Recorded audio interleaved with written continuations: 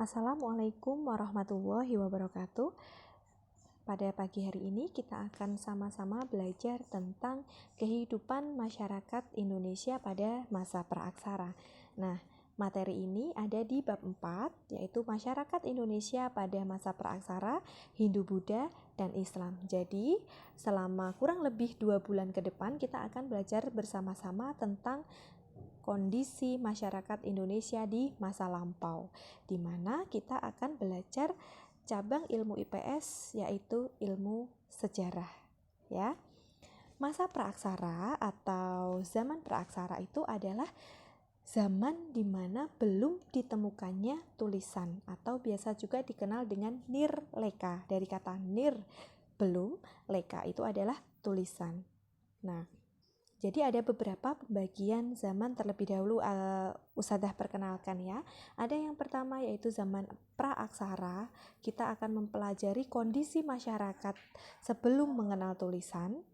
Yang kedua ada zaman sejarah, yaitu ditandai dengan adanya dikenalnya tulisan, dan masa yang sekarang yaitu masa di mana kita hidup sekarang ini, ya. By the way, apa sih pentingnya kita belajar sejarah, Ustadzah? Nah, sejarah atau masa lalu itu kita pelajari bukan berarti kita itu tidak mau move on, tetapi bagaimana kita belajar sejarah itu tujuannya agar kita bisa belajar dari pengalaman yang telah lalu, sehingga harapannya ke depan pada masa yang akan datang atau masa sekarang itu kita tidak mengulangi kesalahan yang sama ataupun bisa memperbaiki apa yang telah terjadi di masa lalu. Gitu ya. Jadi penting sekali kita belajar sejarah. Nah, zaman praaksara atau zaman sebelum dikenal tulisan, bagaimana kita bisa mengetahui kehidupan pada masa itu, Ustadzah, sedangkan belum ada jejak-jejak tulisan yang terjadi di masa tersebut? Berarti orang-orang zaman itu bodoh, Ustadzah? Bukan. Jadi masa yang lalu atau zaman belum ada tulisan, tetapi masyarakat ataupun fitrah manusia itu adalah sudah memiliki komunikasi dengan manusia yang lain, ya. Ketika kita sinkronkan dengan penciptaan alam semesta dengan apa yang ada di Al-Quran, bagaimana Allah menciptakan manusia bermula dari Adam dan Hawa yang diturunkan ke bumi, ya kan, kemudian semakin berkembang dan semakin menyebar luas. Tetapi bukan berarti pada masa itu orang-orang walaupun belum diketemukan tulisan itu mereka bodoh. Mereka berkomunikasi bisa dengan simbol-simbol, ya kan, bisa dengan gesture atau bahasa tubuh seperti itu, ataupun mungkin bisa dengan bahasa lain yang tidak bisa terdeteksi atau belum terdeteksi dengan orang-orang yang ada pada masa sekarang. Nah, selanjutnya masa sejarah atau zaman sejarah, di setiap negara ataupun wilayah yang satu dengan yang lain itu berbeda. Contohnya, bangsa Mesir kuno itu sudah mengenal tulisan atau sudah ditemukan tulisan itu pada abad 4000 sebelum Masehi. 4000 sebelum Masehi. Di Tiongkok kuno itu sekitar 10.000 sebelum Masehi yang lalu. Di Sumeria sekitar 2000 Masehi atau 2000-an sebelum Masehi. Sedangkan di Indonesia sendiri baru mengalami zaman sejarah atau ditemukan tulisan itu pada abad 4 Masehi. Begitu ya. Jadi zaman sejarah di wilayah satu dengan wilayah yang lain itu berbeda. Kalau kita lihat bagaimana bangsa Mesir kuno itu sudah lebih dulu mengalami zaman sejarah. Ini bisa kita tarik garis lurus dengan apa yang disampaikan di Al-Quran. Bagaimana Allah menciptakan manusia pertama, ya kan? Kehidupan ataupun kejadian-kejadian tentang cerita tentang nabi-nabi kita, ya kan? Yang nabi-nabi yang harus kita tahu itu ada di daerah Jazirah Mesir sana, sekitar Jazirah Arab, Mesir. Dan ketika kita sinkronkan, di sana banyak sekali tambang ataupun sumber daya minyak. Hal itu membuktikan bahwa sudah ada kejadian ataupun sudah ada kehidupan masa yang lalu yang sangat lama di sana. Karena kalau kita tahu minyak bumi, kemudian sumber daya alam minyak bumi itu terjadi karena hasil sisa-sisa makhluk hidup yang telah lampau. Ya, ini secara tidak langsung atau ketika kita mau berpikir berarti memang benar, Allah itu benar. Itu ya. Kitab suci yang kita pelajari tentang penciptaan manusia, penciptaan bumi itu sudah terbukti dengan ilmu pengetahuan. Nah, dari mana Ustadzah ketika belum ada tulisan kita bisa mengetahui kondisi masyarakat di situ? Yaitu ada beberapa sumber yang bisa kita pakai. Di mana di sini ada pertanyaannya ya, yaitu ada sumber fosil, artefak, dan biofak atau ekofak. Fosil itu contohnya misalnya sisa-sisa jasad hidup. Manusia bisa, hewan bisa, tumbuhan bisa, itu fosil ya. Artefak itu adalah bendanya, misalnya alat terkait dengan batu-batu atau perhiasan ataupun arca-arca zaman dulu ya, kalau kita jalan-jalan ke situs-situs purbakala gitu ya. Kemudian ada ekofak atau biofak, itu adalah bagaimana kondisi, misalnya jejak-jejak perkampungan, jejak alat yang digunakan, ada alat dari batu, alat dari tulang, seperti itu.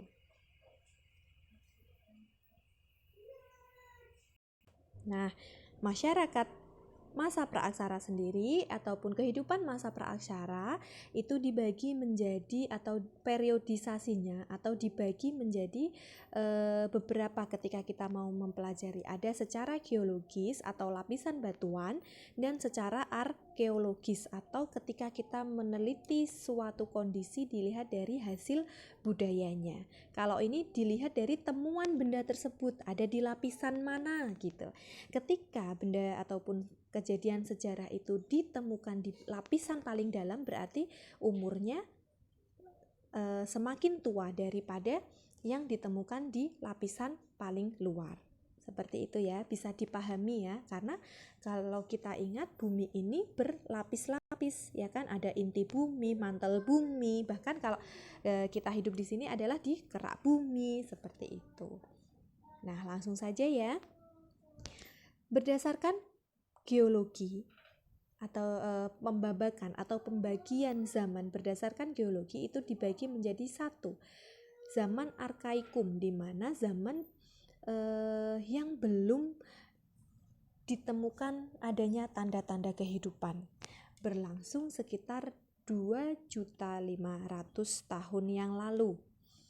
Selanjutnya ada zaman paleozoikum, berlangsung sekitar 340 juta tahun yang lalu, di mana sudah muncul tanda-tanda kehidupan seperti makhluk bersel satu, binatang kecil tidak bertulang belakang, begitu ya. Masih makhluk hidup yang ada kebanyakan ada di laut.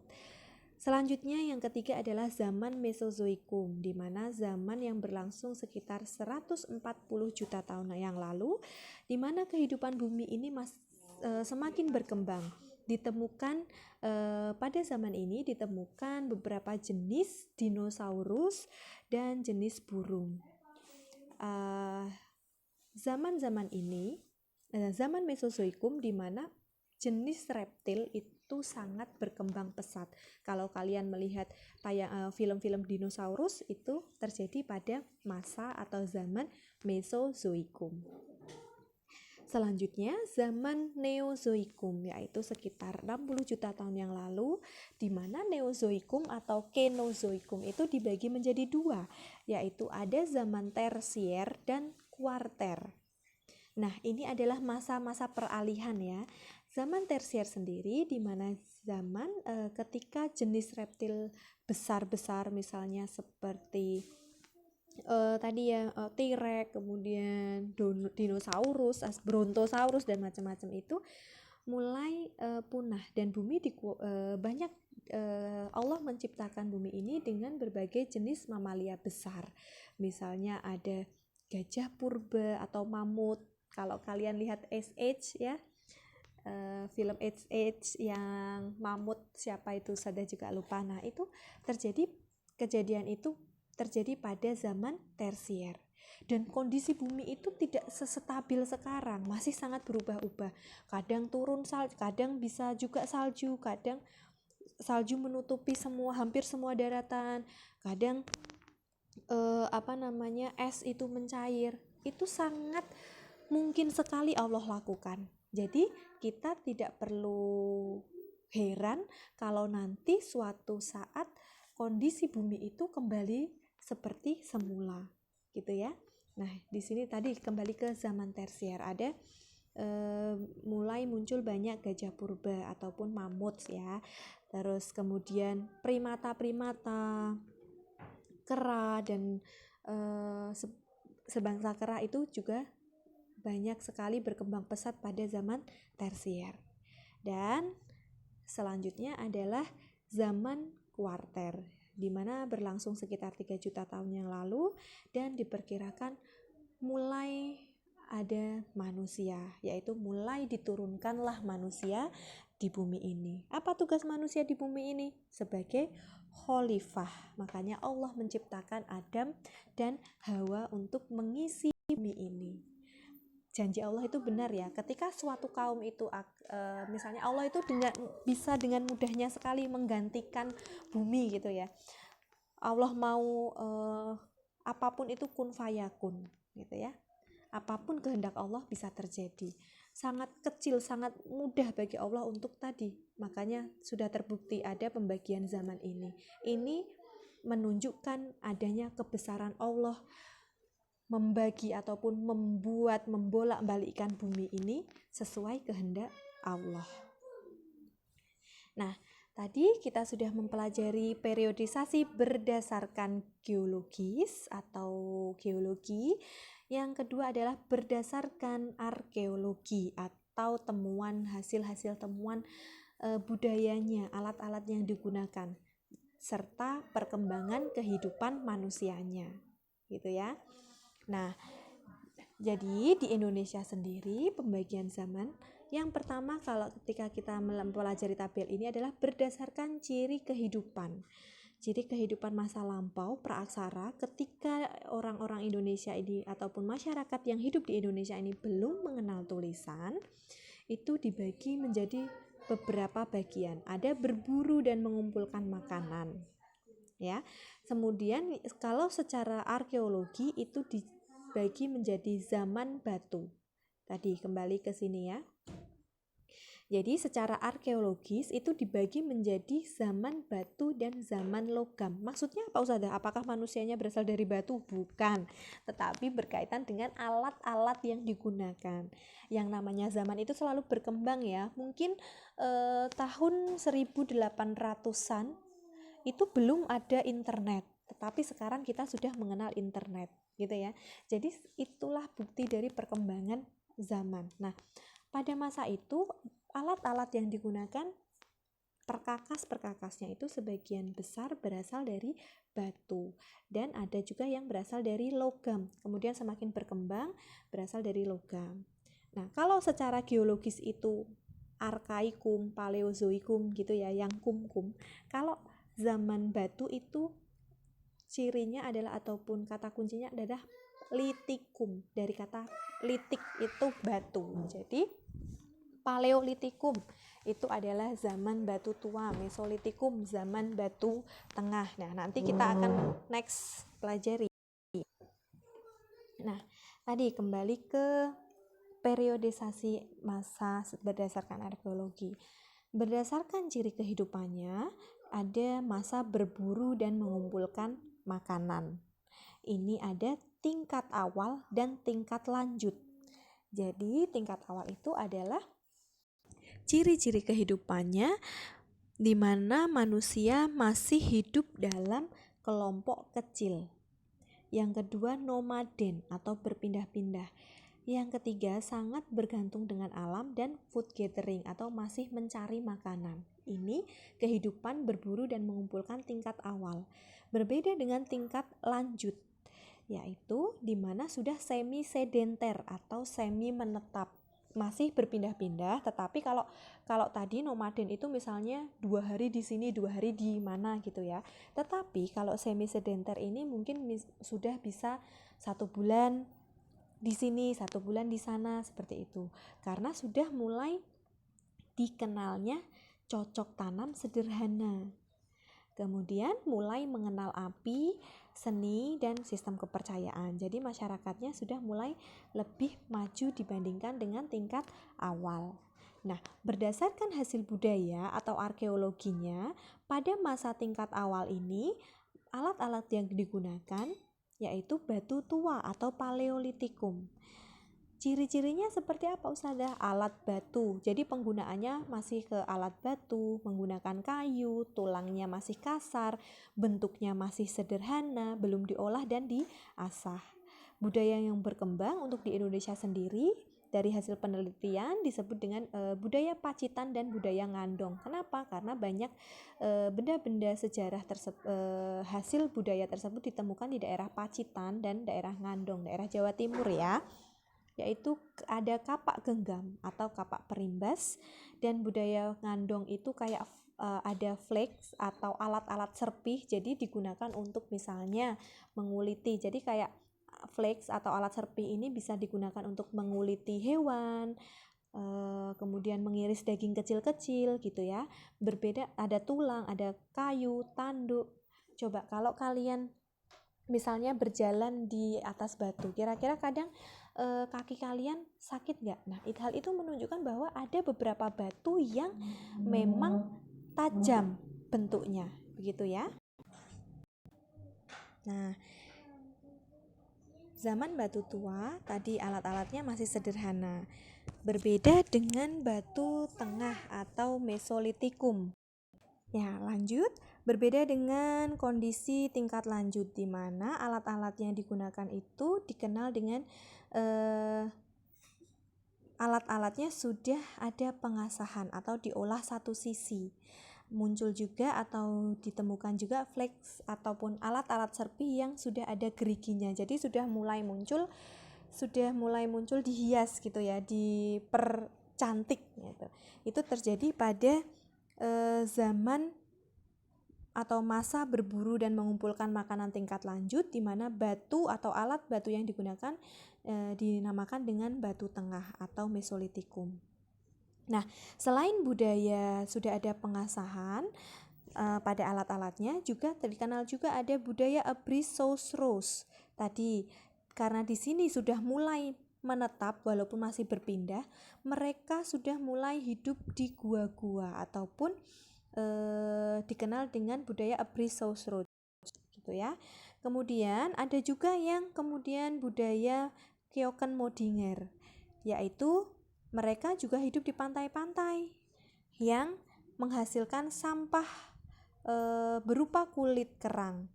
Nah, tumpukan sampah kulit kerang ini bisa ataupun ketika diteliti itu terjadi pada jutaan tahun yang lalu. Itu membuktikan adanya jejak-jejak kehidupan pada masa itu. Dikenal dengan budaya Keukenmodinger, yaitu tumpukan sampah kulit kerang hasil manusia ataupun masyarakat praaksara.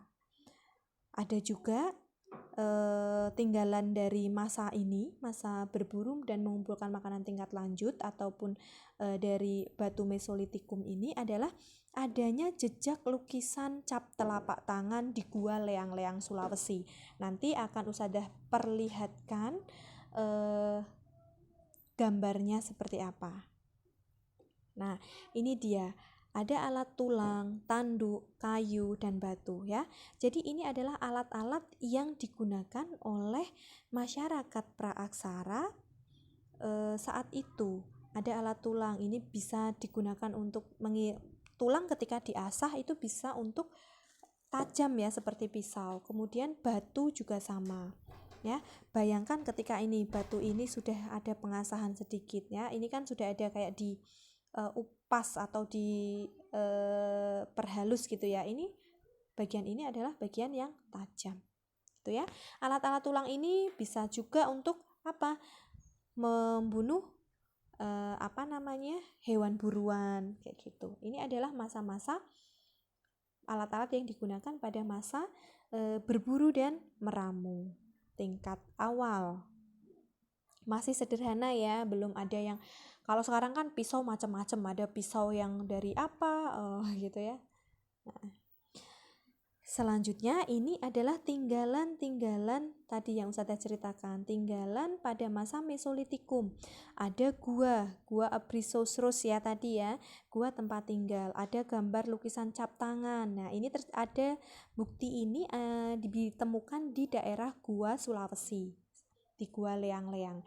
Dan ada ini gambar Kyoken Modinger atau bukit karang hasil sisa sampah dapur. Maksudnya sampah apa? Sampah kerang gitu ya, sisa-sisa manusia praaksara itu saat itu pada masa itu makan kerang dan limbahnya itu menjadi bukti sejarah. Nah, proses pembuatannya kenapa sih tadi kalau kita lihat ya, ketika kita lihat batu bisa jadi tajam, ternyata misalnya ada batu gelondongan kemudian ditutuk-tutuk dipukul-pukul sehingga menghasilkan ini. Nah, menghasilkan alat-alat yang kemudian bisa digunakan untuk tadi misalnya memotong sayur-sayuran, ubi gitu ya, ataupun menguliti hewan buruan. Nah, kalau ini adalah pada masa Mesolitikum ya, ini adalah Paleolitikum, ini masa Paleolitikum, jadi masih sederhana pada masa berburu dan meramu tingkat awal ya. Kalau ini Mesolitik, ini adalah sudah tingkat lanjut. Kita lihat bedanya ya, ini kan masih ya wis lah apa ala kadarnya, tetapi beda dengan yang sudah Mesolitikum, sudah dibuat ada seninya, bergerigi kayak gitu kan. Nah, ini bisa buat contohnya nih, buat apa ini? Buat motong kayu, buat membelah ikan gitu ya, buat tombak, ini tombak untuk hewan buruan. Nah, itu tadi Paleolitikum dan Mesolitikum. Pembagian zaman berikutnya adalah pada masa bercocok tanam. Bercocok tanam ini yang tadinya manusia ataupun masyarakat itu masih hidupnya berkelompok kecil, kemudian masih mencari makanan. Di sini terjadi perubahan atau revolusi yang besar, di mana manusia mulai dari food gathering, mencari makanan, sudah menjadi food producing atau bisa menghasilkan makanan sendiri dengan cara bercocok tanam, beternak, mengawetkan makanan gitu. Dan kehidupan yang sedenter atau menetap sudah mulai tidak terlalu bergantung dengan alam, mulai hidup berkelompok besar, dan ada penghormatan terhadap ada penghormatan terhadap arwah tokoh-tokoh leluhur gitu ya. Ini ada penghormatan terhadap arwah tokoh leluhur dan sudah mulai muncul kepercayaan animisme, dinamisme. Animisme itu kayak percaya terhadap roh nenek moyang gitu ya. Kalau dinamisme itu percaya terhadap benda-benda. Nah, ketika kita sudah paham Islam, berarti kita boleh enggak masih mempercayai itu? Tidak boleh, itu namanya syirik ya. Kita harus percaya pada satu sang kholik kita, yaitu Allah Subhanahu wa Ta'ala. Animisme, dinamisme ini sudah tidak diperbolehkan lagi bagi kita karena kita memang sudah sebagai penganut muslim gitu. Nah, pada masa bercocok tanam ini kebudayaan yang terjadi masih budaya batu, yaitu batu muda atau batu baru dan batu besar atau megalitikum ya. Batu baru itu neolitikum, batu besar itu megalitikum. Ciri-ciri jenis peralatan yang dihasilkan seperti apa? Pada masa neolitikum ini mendapat pengaruh budaya Bakson Hoabin, itu alat-alatnya ataupun mulai muncul migrasi orang-orang dari daerah daratan Yunan Tiongkok. Alat batu yang dihasilkan sudah mulai halus, seperti kapak lonjong, di mana kapak lonjong tersebar di Indonesia Timur dan kapak persegi nanti banyak tersebar di wilayah barat. Kapak persegi ini apa tono? Contohnya ataupun kapak persegi ini contohnya adalah pacul itu loh. Pacul itu adalah tinggalan ataupun perkembangan dari kapak persegi. Jadi pacul yang ada ataupun jenis untuk menggali tanah itu sudah ada pada masa itu. Ada juga mulai ada gerabah atau manik-manik perhiasan. Ada gelang-gelang dari kerang, dari batu gitu ya. Itu sudah ada pada masa Neolitikum. Digunakan untuk apa? Biasanya untuk alat tukar bisa, untuk upacara-upacara keagamaan juga bisa saat itu. Dan selanjutnya juga berkembang budaya batu besar atau megalitikum, di mana mega itu besar, banyak dibuat alat batu besar untuk pemujaan roh leluhur. Jadi pada masa ini bangunan-bangunan monumental, bangunan-bangunan maksudnya besar, karya yang dihasilkan itu sudah besar gitu ya, biasanya digunakan untuk acara pemujaan roh leluhur. Nah, contoh alat bangunan yang dibuat ada menhir, dolmen, sarkofagus. Nanti kita lihat gambarnya seperti apa. Nah, ini tadi kapak Neolitikum atau kapak persegi atau beliung persegi, ini kapak lonjong. Kapak persegi ini biasanya tadi untuk, kalau yang kecil ini untuk menatah kayu, menghaluskan kayu, karena saat itu sudah mulai gerabah, itu sudah mulai dikenal banyak. Ada juga ini yang agak besar, ini digunakan untuk menggali tanah atau pacul gitu.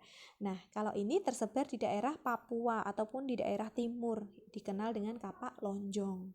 Nah, kalau kita lihat di sini sudah ada ornamen-ornamen, ini menunjukkan bahwa kesenian saat itu sudah ada. Ini kan hampir kayak mirip motif-motif batik ya. Motif-motif batik itu sudah digunakan pada saat itu, walaupun motifnya tidak kompleks sekarang ya, semacam-macam sekarang gitu, tidak. Nah, ini persebarannya. Jadi kebudayaan Bakson Huabin dari daratan Yunan, mereka biasa ya namanya bermigrasi ataupun berpindah tempat masuk ke daratan Indonesia, itu membawa budaya yang menyebar di daerah barat, itu membawa budaya kapak persegi, sehingga ada yang membawa menyebar di jalur timur, membawa budaya kapak lonjong. Ini sama-sama sudah halus, sudah tajam. Nah, ini adalah contoh yang tadi tradisi megalitikum. Kalau ini tadi neolitikum, sedangkan yang ini adalah megalitikum, di mana peralatan batunya itu berupa batu-batu yang besar. Dolmen ini adalah batu besar biasanya untuk meletakkan sesaji gitu ya. Zaman dulu ketika pengaruh Islam belum masuk. Kemudian ada peti kubur batu. Jadi sudah mulai ada penguburan. Ada punden berunda. Nah, punden berunda ini nanti adalah yang menjadi cikal bakal adanya candi. Jadi candi yang ada di Indonesia itu bukan serta-merta langsung dari ataupun serta-merta kita menerima dari budaya India, itu tidak. Tetapi kita sudah punya budaya dasar. Ini budaya asli Indonesia ya, masyarakat Indonesia dasar, yaitu membuat punden berunda. Bahwa pada saat itu berarti masyarakat kita itu bukan masyarakat yang ketinggalan zaman. Nah, ini adalah hasil-hasil monumental yang bagus pada zamannya atau hebat pada masanya. Ibaratnya kayak sekarang lah, kita masa sekarang paling hebat adalah Apple misalnya ya, HP ya Apple gitu, iPhone. Tetapi kita tidak tahu ke depan akan ada merek yang lebih hebat lagi atau teknologi yang lebih canggih lagi gitu. Jadi kita tidak bisa membandingkan atau tidak bisa mengejudge bahwa kebudayaan yang lalu itu kuno, katrok, itu enggak ya. Ini ada arca batu, kemudian menhir. Nah, menhir ini biasanya digunakan untuk mengikat hewan kurban kayak gitu. Tetapi bukan kurban ketika Islam sudah masuk, bukan ya. Misalnya kayak hewan untuk sesembahan pada masa itu kayak gitu. Ada sarkofagus. Sarkofagus ini fungsinya seperti kubur batu. Jadi ini nanti dimasukkan di sini yang meninggal, kemudian baru dimakamkan. Nah, ini tadi perhiasan yang Ustazah sebutkan. Jadi mereka sudah mengenal perhiasan-perhiasan seperti ini dari kerang, dari batu. Makanya kalau kita siapa yang di sini mungkin punya perhiasan dari gelang-gelang kerang ataupun gelang dari batu, itu ternyata sudah dikenal oleh masyarakat atau masyarakat Indonesia pada masa praaksara. Dan kita di sini adalah ya hasil pengembangannya gitu. Oke, pembagian zaman berikutnya ada yang terakhir perundagian atau pertukangan. Jadi berdasarkan ciri kehidupannya, perundagian atau pertukangan ini maksudnya apa? Muncul tokoh atau orang-orang di samping petani dan nelayan, muncul golongan undagi atau orang-orang atau tukang pengrajin logam dan besi. Ya. Nah, ini masa perundagian ini masuk ke dalam zaman logam. Berdasarkan hasil budaya atau arkeologinya, pada masa ini itu budaya yang digunakan adalah sudah dikenalnya logam. Ustazah, apakah budaya batu ditinggalkan? Oh, tentu tidak, ya kan? Contohnya bahkan pada masa sekarang pun kita juga masih menggunakan perahu, ya kan? Contohnya apa? Cobek, cowek untuk nyambel, ya, itu juga dari batu. Kemudian mungkin ada juga yang piring-piring dari tanah, itu juga sudah ada pada masa itu. Bahkan batik yang tadi Ustazah sebutkan ya, bahwa batik itu juga sudah muncul pada masa itu. Jadi alat-alat ataupun hal-hal yang digunakan pada masa lalu itu tidak serta-merta ditinggalkan begitu saja, tetapi mengalami perkembangan. Nah, kita kembali ke masa perundagian atau pertukangan. Muncul tadi golongan pengrajin, di mana mengenal pertambangan biji besi, perunggu, dan mengenal teknik pembuatan alat dari logam, yaitu ada sistem bivalve atau cetak ulang, di mana misalnya mau membuat pisau atau mau membuat senjata, itu cetakannya bisa dipakai lagi gitu loh. Biasanya ini cetakannya pakai tanah liat. Ada juga yang kedua teknik esir perju, yaitu cetakannya hanya bisa dipakai sekali. Jadi ketika sudah digunakan untuk mencetak pisau misalnya, itu cetakannya nggak bisa dipakai lagi karena dia dari lilin, jadi langsung dipecah.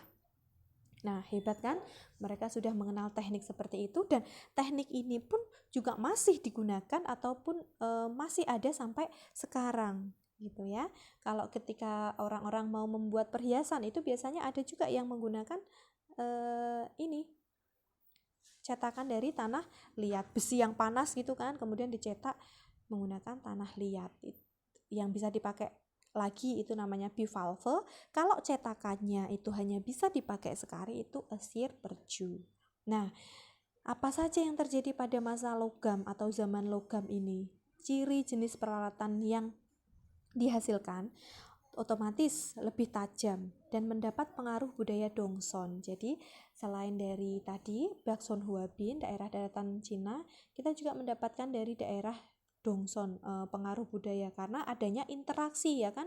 Masyarakat saat itu juga sudah ada mengenal perdagangan, tukar menukar gitulah. Mereka mendapatkan ini pengaruh budaya dari Dongson, daerah Indochina. Indochina itu daerah daratan semenanjung Myanmar, Cina, daerah situ ya. Nah, mulai dikenal alat kerja dan alat upacara dari logam seperti nekara, moko, kapak corong, cendrasa atau kapak sepatu, bejana perunggu yang ada motif batiknya, perhiasan, arca dan lain-lain yang kebanyakan dari perunggu. Kemudian ada juga kita berkembang lagi menjadi zaman besi. Muncul banyak senjata atau alat kerja dari besi seperti pisau, mata panah, cangkul dan lain-lain. Yang tadinya cangkul itu dari beliung persegi ya, dari tanah, kemudian mulai berkembang atau dikembangkan dari olahan besi. Di mana budaya perunggu dan budaya-budaya sebelumnya tetap berkembang, tidak hilang bahkan sampai sekarang gitu ya.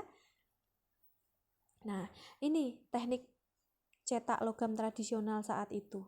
Jadi mereka membakar biji besi ataupun biji logam yang mereka tambang sendiri, kemudian dihasilkan ini ya bejana airnya, ini ada kapak corong ya, ini ada bejana perunggu gitu ya. Nah ini ada candrasa, kapak sepatu. Kenapa? Karena katanya modelnya mirip kayak sepatu. Ini ada kapak corong gitu. Kapak-kapak ini biasa digunakan untuk apa? Untuk bisa memotong kayu, bisa memotong hewan buruan gitu kan. Nah, ada nekara dan ada moko. Jadi mereka kan sudah mulai mengenal upacara-upacara keagamaan, bukan keagamaan ya, upacara-upacara penghormatan roh leluhur gitu ya. Mereka mengenal yang namanya nekara dan moko hampir sama. Kalau nekara itu gendut, lebih lebar, kalau moko itu lebih ramping. Ini biasa digunakan untuk, jadi di nekara ini pinggirannya ada simbol kataknya, biasanya digunakan untuk upacara pemanggil ataupun upacara meminta hujan. Katak itu kan identik dengan suara hujan ya, atau suaranya itu identik kata-kata di saat hujan. Nah, orang-orang saat itu menggunakan nekara, moko ini tadi untuk upacara-upacara keagamaan. Bisa juga sebagai mas kawin ataupun tukar menukar gitu ya, alat seserahan. Itu saat itu ya bagi mereka ini adalah benda berharganya mereka gitu, dimana di sini sudah ada ornamen-ornamennya, sudah mulai dibuat kayak motif-motif relief-relief gitu. Jadi kesenian sudah semakin kompleks saat zaman logam. Nah, dari apa yang telah kita pelajari, kita jadi tahu ya bagaimana kondisi ataupun zaman sebelum yang kita tempati ini ternyata sudah ada kehidupan di masa yang lampau. Sehingga kita sebagai manusia sekarang jas merah seperti yang dikatakan oleh Bung Karno. Jangan sekali-sekali melupakan sejarah. Karena bangsa yang besar adalah bangsa yang menghargai sejarah dan jasa para pahlawannya. Kita harus bangga dengan apa yang sudah ada di Indonesia saat ini, bahwa ternyata kebudayaan Indonesia tidak kalah dengan kebudayaan yang ada di Mesir kuno. Kalau Mesir mungkin punya piramid, kita punya Candi Borobudur ya kan, kita punya ini situs Gunung Padang, ataupun jadi di situs Gunung Padang ini yang beberapa tahun belakangan baru ditemukan, ini disinyalir adalah situs purbakala, yaitu merupakan bangunan besar, tetapi memang belum sempurna diperbaiki gitu ya, bahwa orang-orang Indonesia atau masyarakat Indonesia juga tak kalah hebatnya membuat bangunan-bangunan monumental, tak kalah hebatnya dengan pengetahuan-pengetahuannya. Bahkan sistem masyarakat Indonesia juga sudah mengenal sistem perdagangan, sistem pola masyarakat, kepemimpinan, bahkan ketika memilih pemimpin pun juga mereka sudah mulai ditata dengan sistem, yaitu dikenal dengan sistem primus inter pares, atau pemilihan pemimpin dilihat dari kemampuan, karena saat itu belum ada pendidikan ya, kemampuan dia itu bermain pedang, kemampuan dia ibaratnya berkelahi seperti itu ya, dan kemampuan spiritualnya. Nah, ini kan juga berlangsung sampai saat ini ya. Ketika kita itu memilih pemimpin, kita harus tahu orang yang spiritualnya bagus, artinya bagaimana agamanya. Dan yang kedua adalah kemampuan kecakapannya. Itu ternyata sistem-sistem itu sudah ada pada masa praaksara. Walaupun belum ditemukan tulisan pada masa itu, tetapi tetap masyarakat Indonesia praaksara adalah masyarakat yang berbudaya dan bernilai budaya tinggi. Itu saja dari Ustadzah. Terima kasih. Wassalamualaikum warahmatullahi wabarakatuh.